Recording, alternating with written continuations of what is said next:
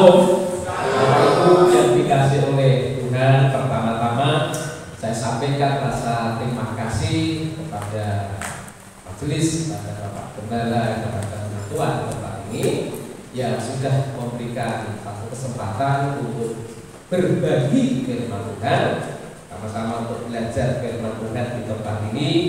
Saya menyampaikan salam dari Gereja Isa Al-Masih Jemaat Manyaran untuk panjenengan semua. Kiranya berkat anugerah sejahtera senantiasa ada di tempat ini. Amin. Mari kita akan sama-sama belajar firman Tuhan. Saya diberikan satu tema dalam minggu ini adalah pernikahan Tuhan Yesus dengan jemaatnya. Sebagai teks firman Tuhan pagi hari ini, mari kita akan membaca firman Tuhan di dalam Wahyu pasal yang ke-19. Kita akan membaca satu ayat, Wahyu pasal yang ke-19 ayat yang ke-7. Wahyu pasal yang ke-19 ayat yang ke-7. Firman Tuhan berkata, marilah kita bersukacita dan bersorak-sorai dan memuliakan Dia, karena hari perkawinan anak domba telah tiba dan pengantinnya telah siap sedia. Saya akan membaca di bagian yang ke-B. Saya akan bacakan ulang. Firman Tuhan berkata, karena hari perkawinan anak domba telah tiba dan pengantinnya telah siap sedia. Oke. Saudara, ini adalah satu pewahyuan, ya, satu pewahyuan atau satu penglihatan yang diberikan Tuhan Yesus kepada Rasul Yohanes. Nah, siapakah Rasul Yohanes? Tentunya kita sudah tahu, ya. Rasul Yohanes adalah salah satu rasul yang menurut sejarah bahwa dia adalah satu-satunya rasul yang tidak mengalami namanya martir, ya, tetapi dia mati dalam usia yang sudah lanjut, dalam usia yang tua, ya. Karena apa? Karena kalau kita lihat tentang siapakah Rasul Yohanes ini, dia adalah salah satu rasul yang luar biasa, gitu ya. Karena orang-orang teman-temannya mereka mengalami mati karena Tuhan, tetapi Yohanes ini dia coba untuk dibunuh tapi tidak mati-mati. Dibunuh tidak mati-mati, sampai kemudian dia digoreng, gitu ya, di minyak goreng itu, tapi tidak mati juga, gitu ya. Jadi ini rasul yang luar biasa itu. Lalu kemudian ya dibawa Rasul Yohanes ini ke pembuangan atau ke pulau yang tak berpenghuni, namanya Pulau Patmos. Di Pulau Patmos itulah kemudian Rasul Yohanes yang mengalami, dia berjumpa, dia bertemu dengan Tuhan dalam pewahyuan yang kemudian dia menulis kitab Wahyu. Jadi kitab Wahyu kan kitab yang ditulis oleh Rasul Yohanes ketika dia ada di Pulau Patmos. Pertama dulu Rasul Yohanes itu sudah sangat menjadi berkat buat kita, ya. Di tengah-tengah penderitaan, tapi dia bisa bertemu dengan Tuhan. Dia bisa mendapatkan pewahyuan daripada Tuhan. Itu menjadi satu pelajaran tersendiri dalam kehidupan kita.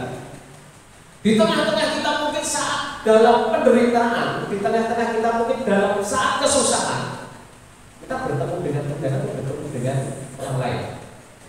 Dan saya berdoa kita seperti Rasul Paulus, dalam penderitaan kita bisa ketemu dengan Tuhan.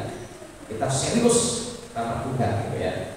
Nah, itu sebagai satu mengenal aja sih tentang siapakah Rasul Yohanes. Tetapi kita akan masuk di dalam yang namanya sebuah pernikahan Tuhan Yesus dengan jemaat.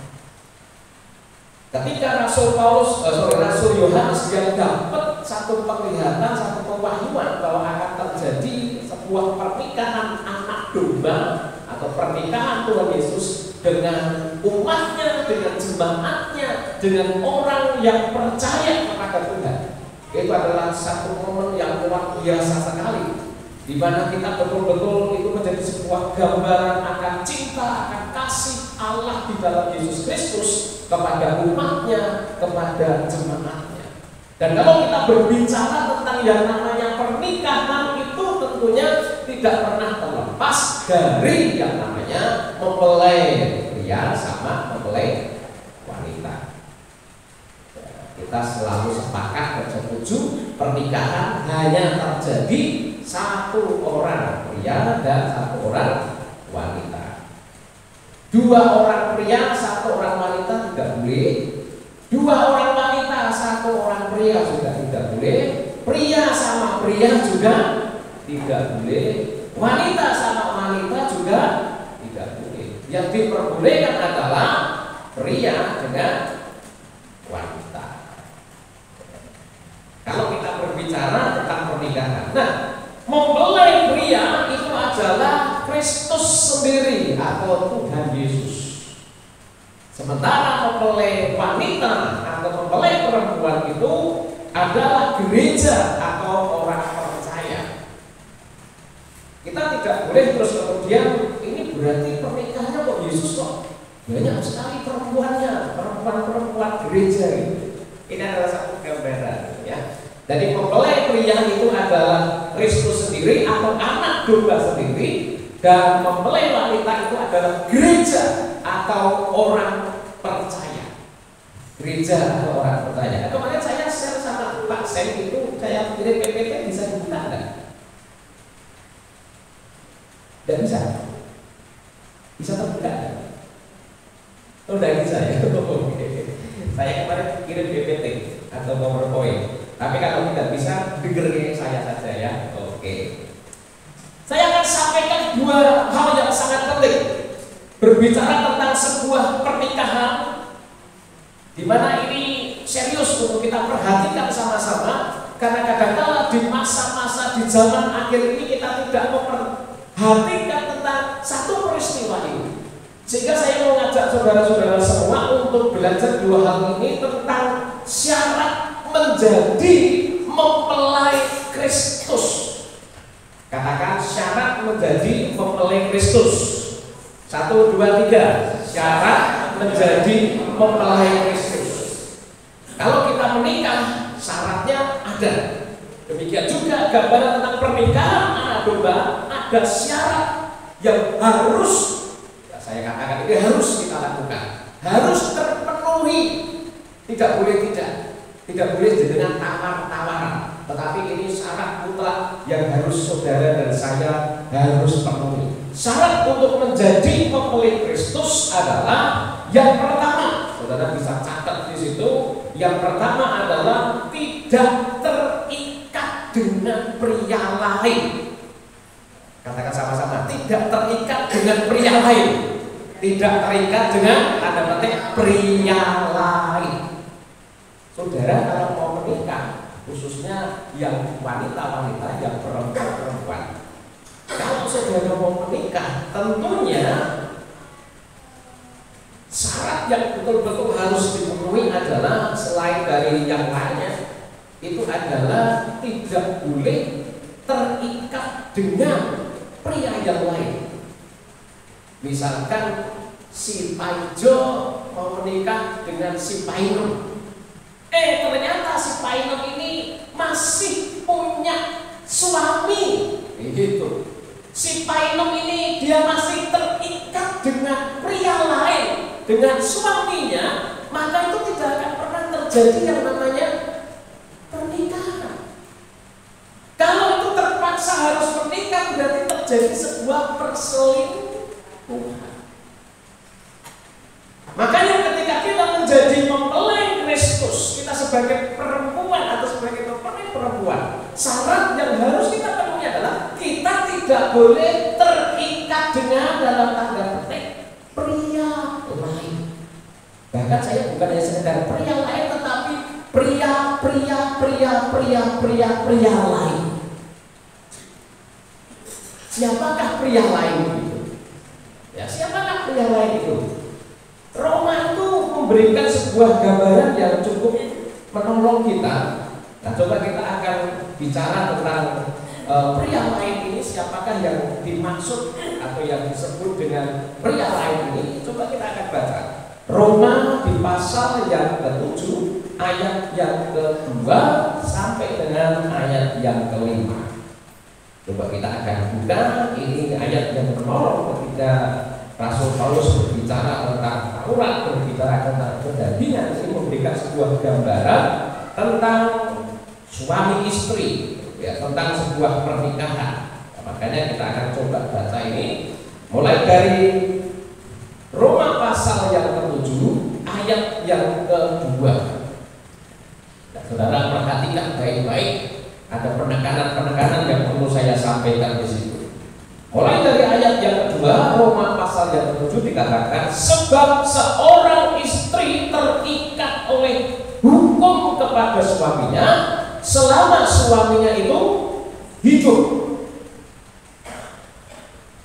Terus akan tetapi apabila suaminya itu mati, bebaslah ia dari hukum yang mengikatnya kepada suaminya itu. Jadi selama suaminya itu selama suaminya hidup, ia dianggap berzina. Kalau ia menjadi istri laki-laki lain, tetapi jika suaminya telah mati, ia bebas dari hukum, sehingga ia bukanlah berzina kalau ia menjadi istri laki-laki lain. Sebab itu saudara-saudara, kamu juga telah mati bagi hukum Taurat oleh tubuh Kristus, supaya kamu menjadi milik orang lain. Nah, siapakah orang lain itu? Yaitu milik Dia yang telah dibangkitkan dari antara orang mati, agar kita berbuah bagi Allah. Sebab waktu kita masih hidup di dalam daging, hawa nafsu dosa yang dirangsang oleh hukum Taurat bekerja dalam anggota-anggota tubuh kita, agar kita berbuah bagi maut. Tadi saya katakan syarat untuk menjadi mempelai Kristus adalah tidak terikat dengan, dalam tanda petik, pria lain. Siapakah pria lain itu? Pria lain tak lain dan tak bukan adalah tentang kedagingan kita. Pria-pria lain itu tentang apa? Tentang hawa nafsu dosa kita. Ada orang yang percaya kepada Tuhan Yesus, ada orang yang sudah menjadi orang Kristen, bahkan sudah menjadi orang Kristen bertahun-tahun, tetapi tidak pernah bisa melepaskan ikatan dosa, melepaskan kebiasaan buruknya. Walaupun dia sudah menjadi pelayan Tuhan sekalipun, masih membawa yang namanya ikatan-ikatan masa lalu yang memang kadang-kala itu memang tidak mau dilepaskan, atau mungkin juga sulit dilepaskan. Tetapi kalau kita menjadi mempelai Kristus, sebagai mempelai perempuan kita tidak boleh sebenarnya terikat dengan pria dalam hati dosa. Kita tidak boleh terikat dengan kebiasaan-kebiasaan yang baik. Tidak boleh.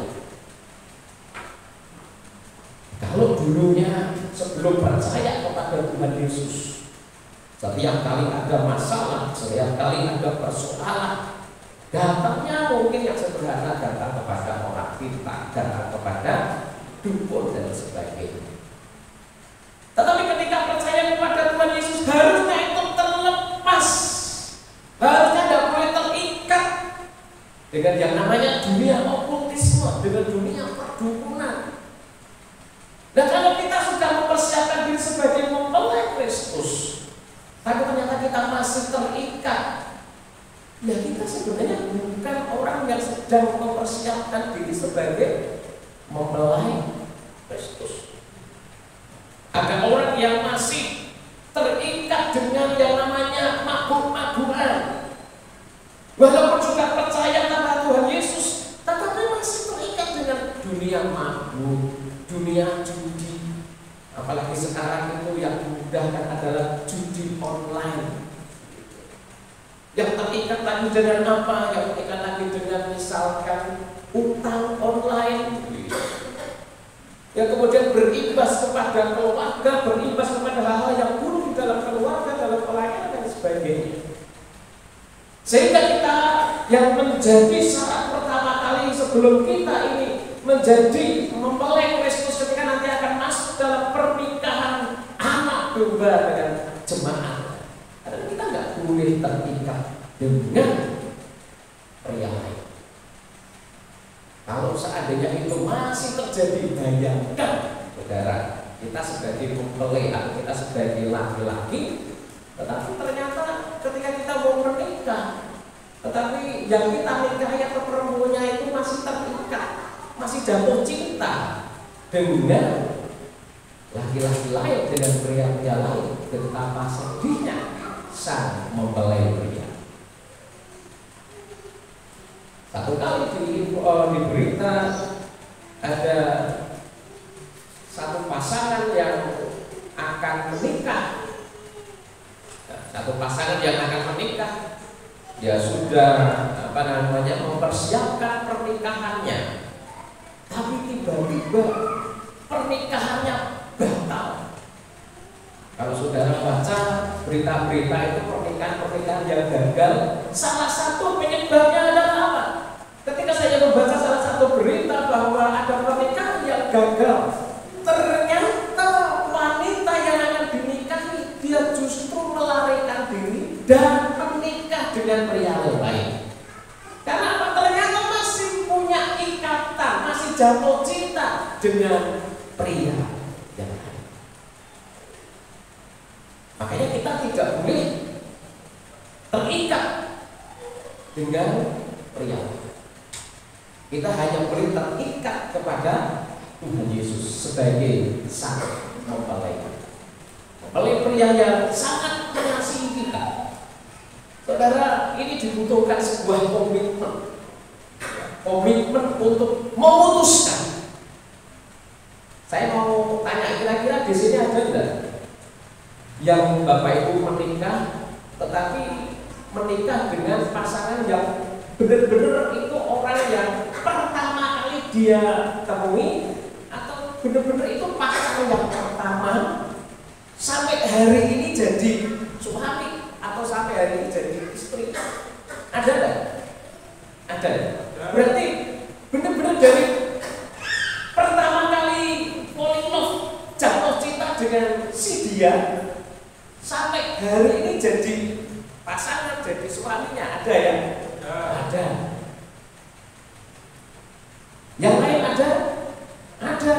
Tapi juga ada, ternyata mereka juga yang menikah itu bukan dari cinta pertamanya, bukan dari pacar pertamanya, bukan dari cowok yang pertamanya, tapi mungkin sudah cowok yang keberapa, mungkin cowok yang ketiga, atau mungkin cewek yang ketiga, atau mungkin cowok yang keempat, atau cewek yang keempat, gitu ya.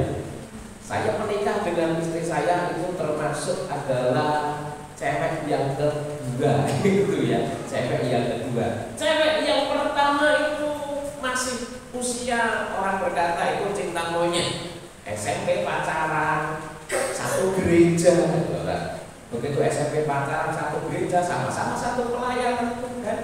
Lalu kemudian putus di tengah jalan. Sebenarnya saya punya riwayat atau sejarah yang sangat menyakitkan, sebenarnya. Putus di tengah jalan, tiba-tiba pacar saya diambil sama teman saya sendiri, gitu ya. Diambil sama teman saya sendiri, satu gereja, satu pemuda. Awalnya dulu saya boncengin naik motor sebagai pacar saya. Kemudian dalam beberapa tahun saya harus melihat dia diboncengin sama temanku sendiri. Akhirnya sama-sama putus juga, gitu ya, sama-sama putus dan kita sama-sama kemudian punya keluarga masing-masing.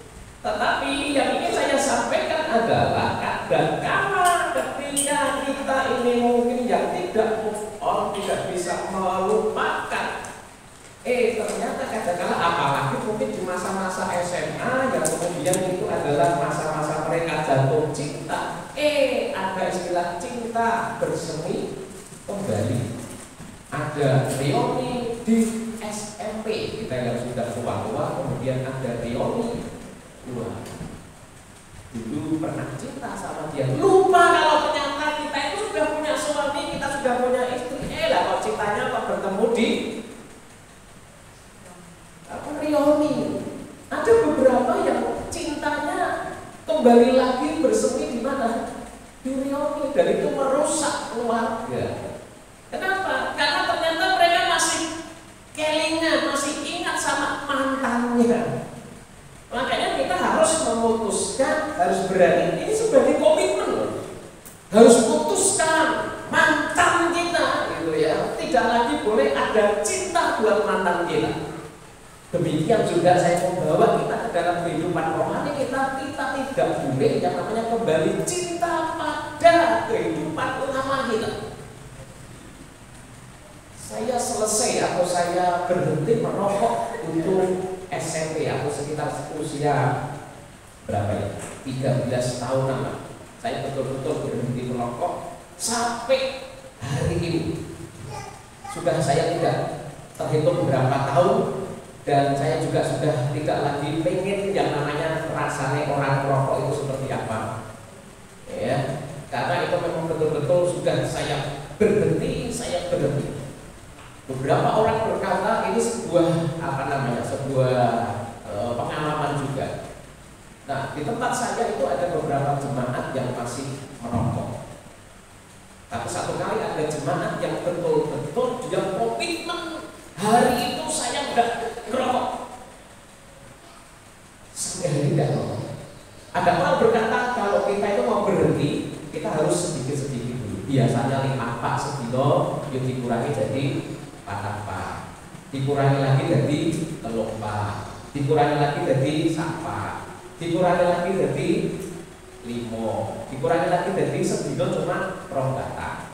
Ada orang yang mengatakan seperti itu. Tetapi salah satu jemaat itu membuktikan bahwa itu tidak boleh selalu menjadi sebuah syarat untuk meninggalkan. Itu ternyata itu nggak berlaku juga. Karena ketika dia punya komitmen saya mau berhenti, ternyata betul-betul dia bisa berhenti. Ternyata masalahnya adalah masalah komitmen. Kalau tidak punya komitmen, tidak bisa. Maka dibutuhkan sebuah komitmen.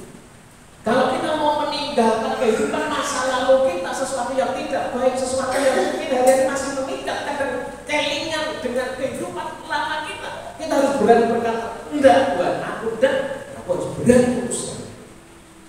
Komitmen itu sangat penting untuk memutuskan untuk tidak berhubung dengan kehidupan dosa, dengan kehidupan hawa nafsu kita, dengan kedagingan kita. Kalau kita itu biasanya mungkin ketika marah itu, wah suara itu koyok gledek. Ya, suara koyok gledek. Yohanes itu kan disebutkan sebagai anak grup, ya. Anak gede. Jadi ini kalau nesu itu suara itu bisa koyok gledek. Tapi ketika diubah oleh Tuhan, ada sebuah perubahan yang luar biasa. Dalam kehidupan kita pun juga seperti itu. Kita tidak boleh membiarkan kehidupan masa lalu kita menggoda kita. Kita harus berani memutuskan itu. Apapun itu yang mungkin orang menganggap itu sulit, itu tidak mungkin. Ya kita kan sedang bergumul dengan kekuatan kita sendiri. Kalau kita itu tidak mungkin dan kita itu begitu sulit. Karena kita sedang bergumul dengan kekuatan kita. Tapi kalau kita bergumul dengan kekuatan Tuhan yang memampukan, Tuhan yang menolong, segala sesuatu yang tidak akan pernah tidak. Tuhan bisa mengubah itu dalam kehidupan kita. Ada banyak contoh-contohnya. Tadi saya sampaikan, saya menjadi salah satu contoh. Ketika saya punya komitmen untuk lepaskan itu bisa terlepas. Ketika jemaat yang berkomitmen itu juga bisa terlepas. Tetapi kalau yang tidak komitmen itu angin-anginan. Selama 1 bulan terlepas. Begitu sudah kumat lagi, awalnya kesaksian, saya sudah terlepas, saya sudah berikan. Begitu sudah beberapa tahun kemudian kabur lagi karena mungkin pendetanya tidak tahu. Begitu ngerti-ngerti ketemu sama pendetanya langsung dan rokok itu langsung disembunyikan. Sampai kapan ini pendetanya lupa. Nah, lalu tangan musim panas gitu ya. Ada menyembunyikan diri. Nah, karena mungkin dia memang belum terlepas. Saya kadang-kadang menemukan model orang-orang yang seperti itu. Ya, sebagai orang-orang yang betul-betul belum terlepas. Tapi Tuhan mengingatkan kepada kita, ayo komitmen, lepaskan. Apa yang menjadi potensi kita untuk kita kembali kepada masa lalu kita itu harus dihancurkan. Nabi Asa, kemudian Nabi Elia, ketika orang Israel itu menyembah berhala, menyembah nabi-nabi, menyembah Baal. Nah, apa yang menjadi potensi itu harus dihancurkan, itu harus dipatahkan, itu harus patung-patungnya diremukkan semua, dihancurkan semua, karena itu berpotensi. Dalam kehidupan kita, ketika kita mau melepaskan diri dari kebiasaan-kebiasaan, misalkan ini yang orang itu banyak namanya HP ya, semua orang pegang HP. Nah, ada situs-situs yang kemudian itu bisa menyesat dan ya jangan kita main ke sana. Ketika kita mau mencoba untuk melepaskan diri. Kalau kita mungkin biasa sebagai orang yang mungkin masa lalu kita mungkin terbiasa dengan kehidupan yang omongannya kasar-kasar, ya kita mencoba kalau kita memang belum kuat, ya jangan bergabung dengan orang-orang yang omongannya kasar-kasar supaya itu tidak berpotensi. Ini adalah hal-hal yang praktis yang harus kita lakukan. Kalau kita mau berhenti dengan hal yang lain, apa yang kemudian itu menjadi potensi untuk kita bisa jatuh cinta, ya jangan kita kemudian menghubungi itu atau melihat itu. Gambarannya adalah kalau misalkan kita itu dulu pernah punya mantan, ya jangan sering-sering menghubungi mantan. Kalau bisa sering-sering menghubungi mantan, mungkin bisa-bisa akan kembali cintanya bersama. Itu adalah hal yang praktis. Kalau kita ingin menjadi mempelai Kristus di mana kita tidak boleh terikat dengan pria lain, maka kita harus berani lepaskan dalam tanda petik pria-pria yang lain dalam kehidupan kita, kebandian kita, dosa-dosa kita, kehidupan masalah kita harus dilepaskan, dan itu dibutuhkan sebuah komitmen. Itu yang pertama, syarat untuk menjadi mempelai Kristus tidak boleh terikat dengan pria yang lain. Yang kedua, syarat yang kedua, ini juga tidak boleh terjadi sebagai mempelai Kristus yang sedang mempersiapkan untuk menyambut sang mempelai pria. Yang kedua, syarat yang kedua apa? Seperti yang tadi sudah disampaikan oleh Buni tadi dalam BR-nya tadi, katakan bahwa kita tidak boleh kehilangan cinta mula-mula kita. Kalau yang pertama tadi kita tidak boleh terikat dengan pria lain. Yang kedua, kita tidak boleh kehilangan cinta mula-mula kita. Ketika kita itu sedang jatuh cinta dengan pasangan kita, mungkin anak-anak muda mungkin ya, kalau mungkin yang saat ini ada dan sedang jatuh cinta dan kemudian mungkin sudah memasuki di masa-masa persiapan, maka kalau kita pengen berdiri atau pengen duduk di pelaminan dan pengen diberkati oleh Tuhan dalam pernikahan, kita tidak boleh kehilangan cinta mula-mula kita. Kita harus tetap cinta kepada mempelai kita, mempelai pria kita. Di Yahudi itu ada sebuah tradisi yang luar biasa, sehubungan dengan pernikahan.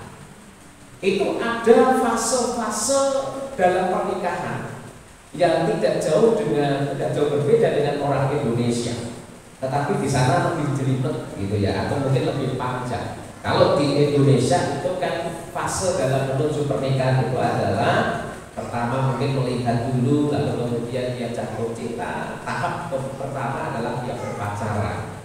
Lalu tahap kedua adalah mulai biasanya tunangan. Lalu tahap yang ketiga baru kita akan pemberkatan atau kita akan ijab kabul gitu ya. Jadi ada pacaran, kemudian ada pertunangan, lalu baru ada masuk dalam pernikahan. Nah, saya mengutip di salah satu tradisi orang Yahudi dalam pernikahan, itu ternyata ada 10 fase, 10 tahap dalam pernikahan.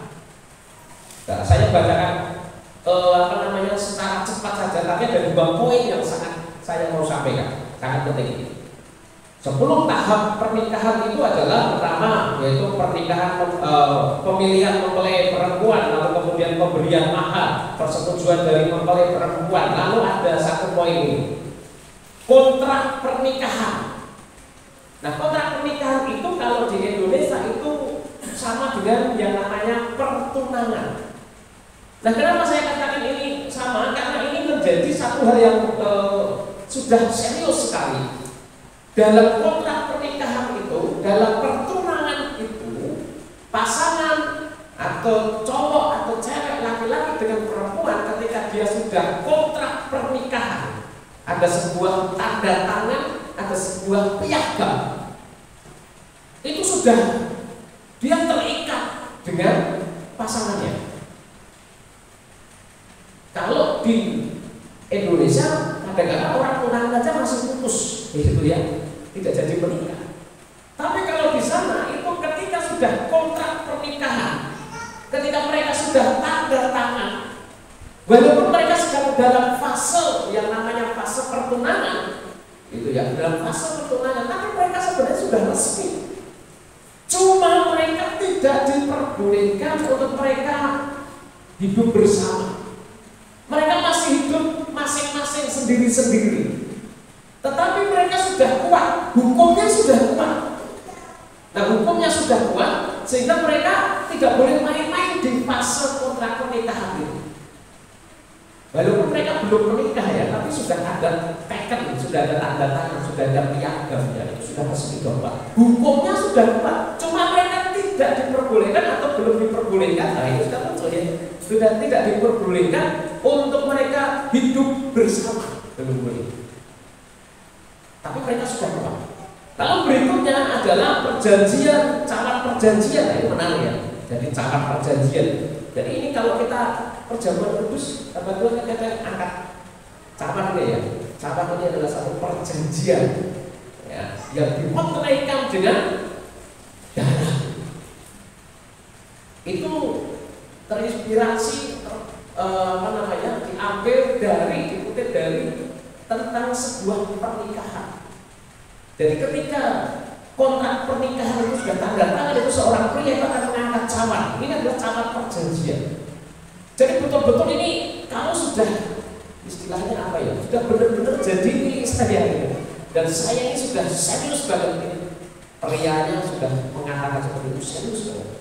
Ini sudah pada perjanjian, ada pemberian kasih, pembaptisan, ada mempelai laki-laki mempersiapkan tempat. Nah, ini yang ingin saya sampaikan, yaitu masa penantian. Nah, masa penantian itu artinya apa? Artinya mempelai wanita itu menanti, persiapan untuk menanti sang mempelai pria datang. Dan di masa-masa menanti inilah bagaimana kita tidak boleh kehilangan cintanya mula-mula. Kita sekarang ini sedang menanti mempelai pria kita. Kita ini sedang menanti sang kekasih kita. Makanya di masa-masa itulah maka kita tidak boleh yang namanya kehilangan akan cinta mula-mula kita. Kita hendaknya semakin hari justru ketika kita mempersiapkan kedatangan sang mempelai pria kita, semakin intens, semakin cinta, semakin cinta, semakin cinta, semakin cinta, semakin cinta.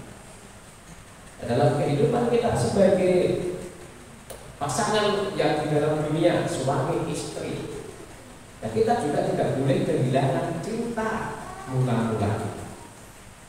Jangan sampai ketika kemudian kita ini ketika sedang awal pertama berjumpa, awal pertama kita pacaran dengan pasangan kita, wah romantisnya kita ampun, kemana-mana digandeng, walaupun tidak kita nyebrang digandeng, makan disuapin, terus apa lagi?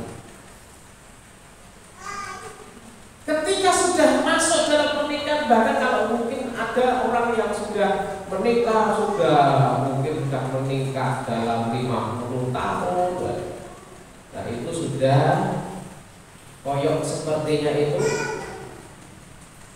cintanya kok koyok tidak seperti pada masa-masa yang dulu. Satu kali saya pernah ketemu dengan seorang ibu yang sudah yang sudah mungkin sudah 50-an tahun dia sudah merayakan pernikahan. Ada mereka yang masih romantis sekali. Satu kali saya diundang oleh salah seorang dari orang tuanya dari jemaat yang merayakan pada mungkin 3 tahun yang lalu, itu adalah pernikahan emasnya dari 50 tahun pernikahan, dan mereka masih romantis gitu ya. Tapi satu kali saya ketemu dengan salah seorang yang juga sudah pernikahannya usianya mungkin sudah 50-an tahun lebih, tetapi isinya orang cocok karo bojone. Sing siji pengene ngopeni putu, sing siji pengene wis putu kok jadi kok ngopeni putu. Wayahe arek dhewe kuwi wis menikmati kehidupan. Wis dari cilik gede ke anak, begitu wis anake wis duwe anak, kok ngopeni meneh karo putune. Lah terus liyane kapan? Gitu ya.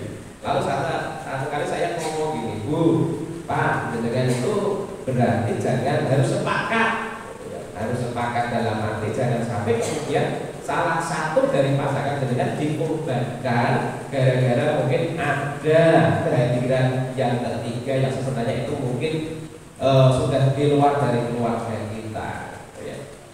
Jadi nanti jangan sampai isinya padu gara-gara apa utuhnya kan lucu kan ya, lucu kayak gitu lah. Ya jangan sampai itu terjadi.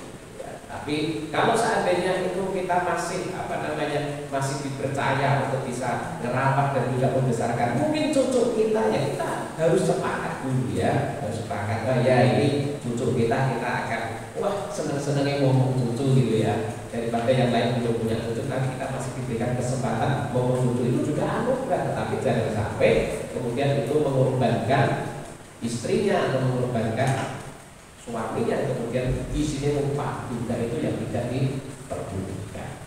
Jadi saya mengajak kita, mari kita menjadi orang-orang, jangan kita kehilangan cinta mula-mula kita. Biar kita semakin hari semakin setia, semakin jatuh cinta kepada Sang Mempelai Kristus sebagai mempelai pria kita. Dan jangan dijadikan mempelai pria kita itu sedikit-sedikit korban. Loh, kok korban maksudnya gimana? Satu kali saya pernah sampaikan kepada beberapa orang itu kadang-kala sebagai pelayan-pelayan Tuhan, ketika sedang dalam ketidakcocokan, ketika dalam perselisihan dengan yang lain, dengan tim, tiba-tiba ada sebuah permohonan izin untuk tidak melayani. Satu kali ada beberapa yang kemudian minta izin, saya tidak akan melayani. Kenapa? Karena saya sedang dalam ini. Oke, saya kemudian sampaikan sederhana seperti ini.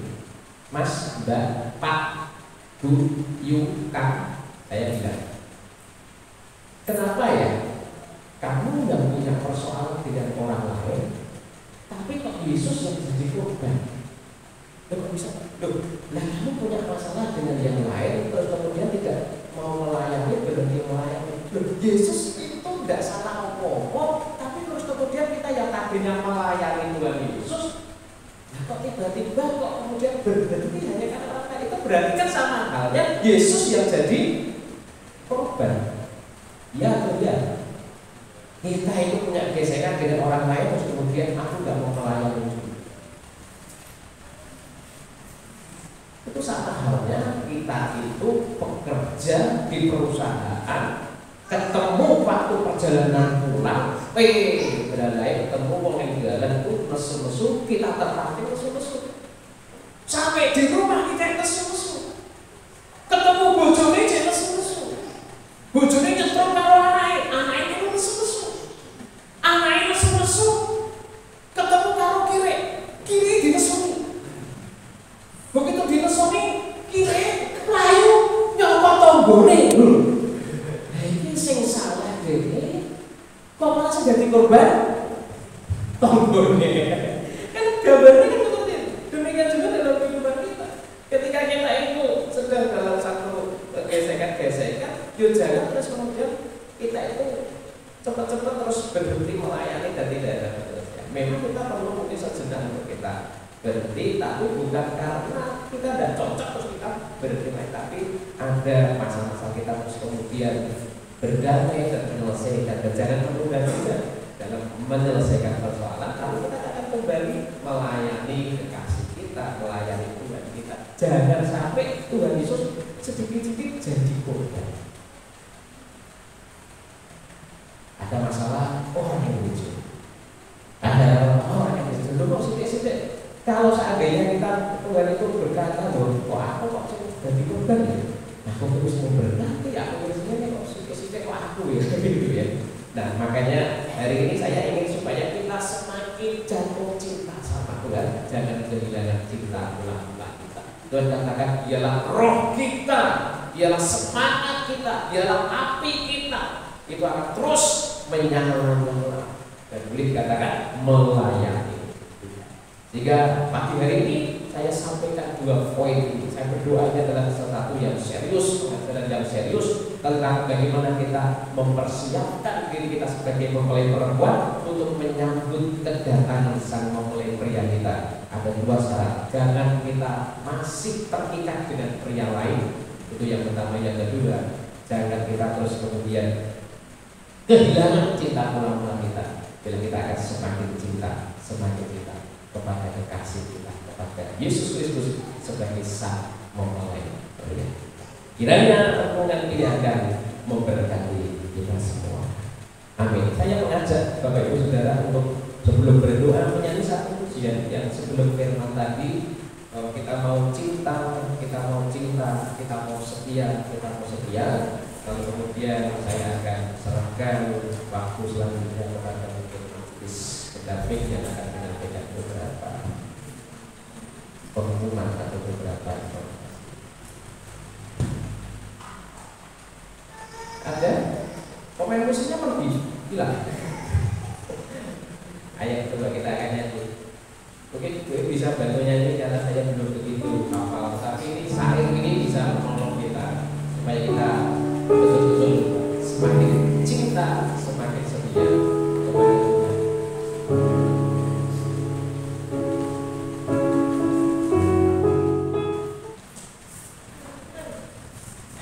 Iya, terima kasih Pak Mano yang sudah menyampaikan sahabat-sahabat kita. Sebagai dikasih Tuhan, saya minta waktunya sejenak untuk kita bisa menyimak warta gereja, untuk kita bisa menyimak untuk kegiatan kita sepekan. Namun sebelumnya saya mewakili gembala dan seluruh majelis juga dengan seluruh jemaat Gereja Kusumo mengucapkan terima kasih kepada Pak Agustus Mambo yang pada pagi hari ini sudah menjadi berkat bagi kita semua. Kiranya Tuhan yang akan membalas apa yang sudah dikerjakan Pak Andreas beserta dengan keluarga dalam pelayanan, dalam apapun Tuhan senantiasa ada. Dan sampai berjumpa lagi nanti sore karena beliau ini masih melayani ibadah kedua nanti sore. Ya, kita akan menyimak kegiatan kita. Juga minta maaf sebelumnya karena memang kebetulan minggu ini tidak mencetak warta karena ada trouble di sana kami, yaitu sehingga kami tidak bisa mencetak warta dan ini kertas D. Namun biarlah kita juga tidak terganggu dengan itu karena ada di HP kita masing-masing. Untuk Minggu tanggal 12 November sehabis ibadah pukul 10, anak-anak tunas remaja akan beribadah, yang mana pujian akan dilayani oleh Saudari Lauda dan firman Tuhan akan dilayani oleh Saudari Mega. Kemudian nanti sore pukul 3 sore Benji akan beribadah. Ini petugasnya tidak tercantum, tapi kita percaya bahwa semuanya sudah diatur dengan baik oleh pengurus pengurus remaja. Kemudian nanti sore kita akan kembali beribadah, yaitu ibadah yang kedua pukul 5 sore, yang mana pujian akan dilayani oleh Saudari Maya, Ibu Wahyu Septiana, Ibu Dinda. LCD dilayani oleh Saudara Papi. Firman Tuhan akan kembali dilayani oleh Pak Andreas Kusmanto, yang mana doa syafaat akan dilayani oleh Ibu Gizi Lestari. Pengumuman nanti saya sendiri. Kemudian musik akan dilayani oleh Saudara Ronald beserta dengan teman-temannya. Hari Selasa tanggal 14 November, persekutuan doa malam kita akan hadir pukul 6:30 malam, yang mana bertugas oleh Diakan Purwopo. Kita akan datang bersama-sama untuk kita menjadi siap menjadi pilar-pilar doa bagi gereja kita. Tanggal 17 November 2023 pukul 18.30, dua KPK akan kembali bergabung bersekutu, yaitu mengambil tempat di rumah Penetua Paulus Sumarno. Pujian saya sendiri, firman Tuhan oleh Ibu Kristiana SB. Hari Sabtu tanggal 18 November 2023 pukul 3:30 sore JKK akan beribadah, yang mana KU 3 sampai 8 tahun ada di gedung desa ini. Pujian dilayani oleh Ibu Pebel Kristiana, kemudian firman Tuhan oleh Ibu Lydia. Untuk KKU 9 sampai 11 tahun ada di lantai 3. Pujian dilayani oleh Ibu Pebel Kristiana, karena pujian masih digabung di tempat ini, baru bisa nanti kalau sudah masuk kelas ini. Firman Tuhan akan dilayani oleh Ibu Martina. Kita akan menginjak ke warta keuangan. Laporan kas pembangunan tahap 3 sampai dengan 11 November 2023 masih ada saldo sebesar Rp61.151.485. Kita masih dalam tahap untuk pembenahan lantai 3, yaitu pasang pelapor. Ini tinggal sedikit lagi selesai. Kita doakan secara semuanya bisa berjalan dengan baik. Kemudian persepuluhan sampai dengan 5 November 2023 sebesar Rp3.440.000. Kita akan kembali menyimak warta khusus, masih tetap sama, di mana masih dibuka untuk pendaftaran PAUD maupun TNR. Bagi Bapak Ibu yang memerlukan info bisa menghubungi Ibu Ina, yang mana nomor sudah tertera di dalam warta. Ini minta tolong untuk kembali kami sampaikan bagi Bapak Ibu yang memerlukan atau memakai atau menggunakan ruang depan maupun lantai 2 di ruang DPR. Kalau sudah selesai, minta tolong untuk dirapikan kembali, karena hari Seninnya anak-anak akan belajar. Jadi biar ketika anak-anak datang semuanya sudah beres seperti semula. Jadi kalau Bapak Ibu ada yang memakai ruangan itu, tolong untuk bisa dikembalikan mainan-mainan yang telah dipakai biar semuanya bisa berjalan dengan baik. Jadi hari Senin anak-anak kita sudah siap untuk belajar. Itu yang perlu mendapatkan perhatian dari kita semua. Terima kasih. Maaf, masih ada satu yang terlewatkan. Untuk pelayanan minggu depan ada ketukar petugas yang seharusnya Bapak Andreas Sandra yang akan berdoa syafaat, Ibu Hartati yang akan menyampaikan pengumuman. Jadi petugas saja. Biarlah ini sudah saya sampaikan, jadi bisa mempersiapkan diri semua. Terima kasih, Tuhan Yesus memberkati. Kami kembalikan Pak Andreas untuk bisa menutup kita. Ya, saya mengundang kita semua untuk bangkit berdiri. setelah kita beribadah dengan segenap hati, mari kita akan pulang dan percaya kita